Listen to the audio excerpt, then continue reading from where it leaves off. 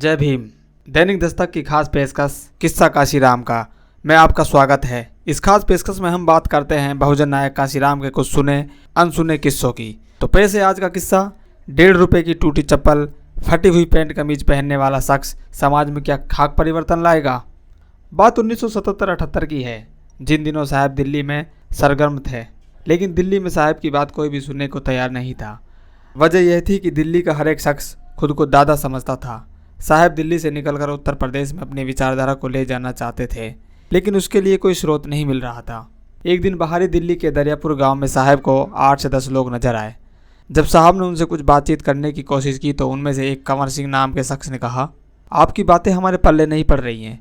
आप पालिका बाजार में जय भगवान दास जाटव नाम के आदमी के पास चले जाओ। उसका इंदिरा गांधी से लेकर संजय गांधी, जोगिंदर मकवाना, ज्ञानी जेल सिंह और वीपी सिंह जैसे लोगों के साथ उठना बैठना है। वह आपकी हर तरह से मदद भी कर सकता है और वह है भी आपकी चमार जाति से संबंधित।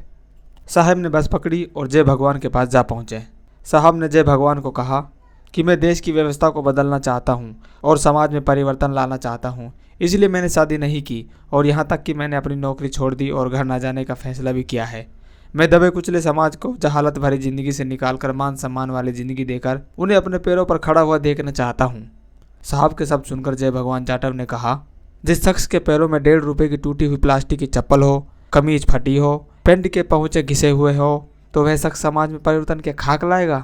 लेकिन जब साहब ने गंभीर होते हुए कहा, मैं समाज को बदलने का इरादा करके चला हूँ, अब इस बात के लिए चाहे मुझे अपनी ज़िंदगी ही दांव पर क्यों न लगानी पड़ जाए, तो साहब के इन स्वाभिमानी शब्दों को सुनकर जय भगवान जाटव कुछ हिल से गए। क्योंकि भले ही उसकी राजनीति से जुड़े चोटी के लोगों से संबंध रहे थे, लेकिन इस तरह का शख्स पहली बार उसके सामने खड़ा था, जिसके शब्दों में सदियों से पीड़ित समाज के लिए सच्चा और पाक दर्द जोर मार रहा था।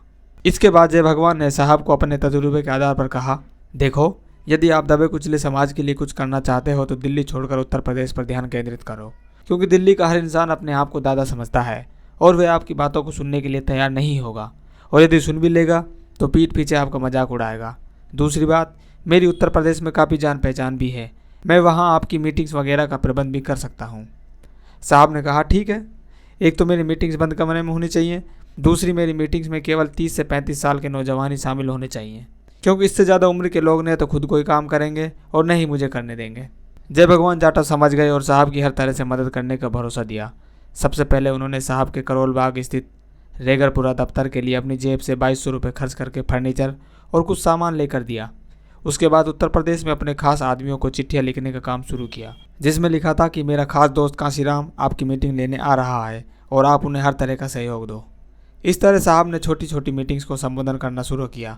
साहब जिस मीटिंग को भी संबोधित करते उसमें अपनी पूरी बात रखने के बाद एक और बात नौजवानों को कहनी कभी ना भूलते, वह थी, अपना काम भी करते रहो, परिवार का भी ख्याल रखो, बस दिन में एक बार साइकिल के हैंडल पर नीला झंडा बांधकर 15 से 20 किलोमीटर जाना है और वापस आना है। जब नौजवान ऐसा हर रोज़ करने लगे तो एक दिन ऐसा आया कि सत्ता के गलियारों में हाहाकार मच गई। उत्तर प्रदेश के हर गांव, शहर और हर गांव में साहब काशीराम की तूती बोलने लग गई। जय भीम। मिलते हैं अगले एपिसोड में।